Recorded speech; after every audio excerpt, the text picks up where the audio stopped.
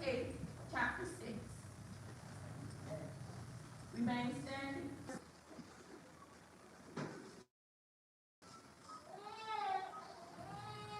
Say amen when you have it. If you need more time, say more time. All right. Now when Jesus was in Bethany, in the house of Simon the leper, going on to 7, there came unto him a woman having an alabaster box of very precious ointment, and poured it on his head as he sat at meat. But when his disciples saw it, they had indignation, saying, to what purpose is this waste? For this ointment might have been sold for much and given to the poor. Of this. The time that there was a plot to kill Jesus, the Last Supper, and Jesus is betrayed. The title is Jesus is Worship. Tell your neighbor, Jesus is my worship. Jesus is worship. Say it again like you believe it and you know it. Jesus is my worship. If I was Jesus, I wouldn't even believe that. Jesus work your worship. No, you want somebody else to worship him for you. Is Jesus work your worship? Yeah. Come on, y'all. Now, back in the day, we used to go to concerts. And the MC would say, wave your hands in the air and wave them like you just don't care. Remember that? Now, when the MC would say that, we had no problem waving our hands. We knocked the person's head off next to us, waving our hands in the air. But now I come to find out that when we're in the house of God, and not the MC, but the minister or whoever is up, say, clap your hands and give God a praise. Sometimes we might say, Lord, I ate a little bit too much. I'm a little full. I'm tired. Been up all night. I don't feel like praising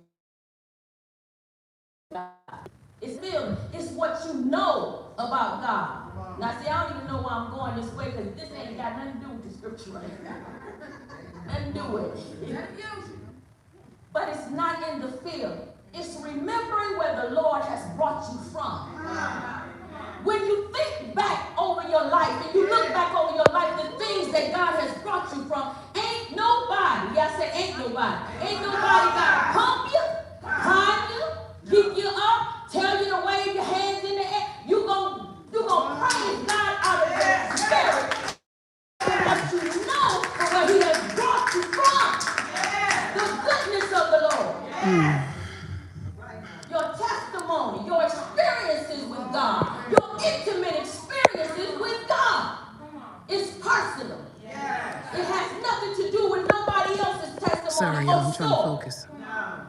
So therefore, no one has to tell you to give God praise or invoke you to give God praise. It's something that you naturally want to do, whether you're tired or not. What if God got tired when it came time for your blessing?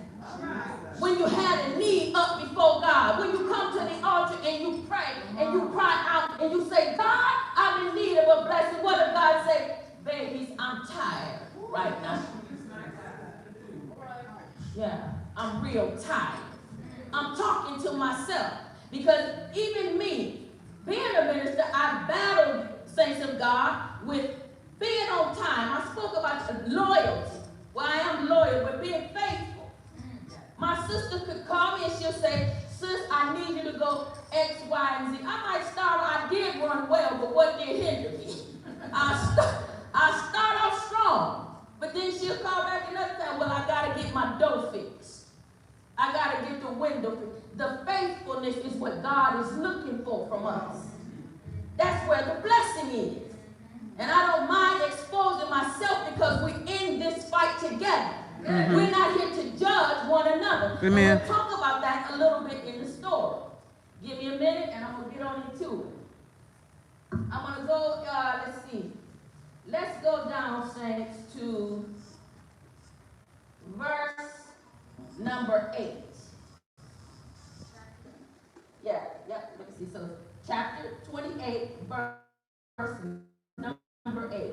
But when his disciples saw it. What are we talking about? How she had the alabaster box of very precious ointment, and she poured it on his head as he sat at meat. That's what we're talking about. So when the disciples saw it, I'm going to paraphrase it, they got indignant. They got indignant. You know what indignant means? They started tripping. That's what I'm going to say. They started tripping. Why did she pour that expensive perfume or ointment on his head like that? Let me tell you why they said it. For this ointment might have been sold for money and given to the poor. Somebody need to tell me. Why would she pour that expensive perfume on Jesus' head when she could have sold that, got some bread, and gave it to the poor?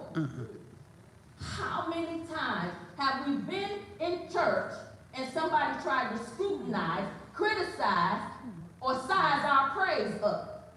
Jesus. Have you ever had it happen? Why is she praising it all like that?